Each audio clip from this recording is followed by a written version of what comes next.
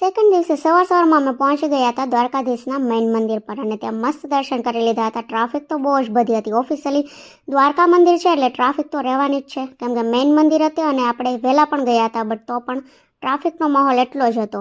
અને ત્યારબાદ 11 વાગી ગયા હતા અને દર્શન કરીને રિટર્ન થયા અને ત્યારબાદ ગયા હતા ગોમતી ઘાટ. ગોમતી ઘાટ એકદમ પીસફુલી હતો અને અહીંયા તો આપણને રહેવું એટલું મસ્ત અને મજા આવતી હતી. પછી ત્યાં મેં અને નીરવે થોડી ફોટોગ્રાફી કરી હતી અને પછી જમી અને 2 વાગે આપણે સ્ટેશન જવા માટે નીકળી ગયા હતા, કેમ કે આપણે અહીંયાથી પણ 4 વાગ્યાની સુરતની ટ્રેન હતી એટલા માટે. બસ દ્વારકાની ટ્રીપ અમારી આવી રીતે અહીંયા પૂરી થઈ હતી અને ઘણા ખરા સ્થળો અમે કેપ્ચર કરી શક્યા નથી એટલે તમારી જોડે શેર નથી કર્યા. અને સુદામા સેતુ એક છે દ્વારકામાં, બટ ત્યાંનું કામકાજ અત્યારે ચાલુ છે તો અમે ત્યાં નથી જઈ શક્યા.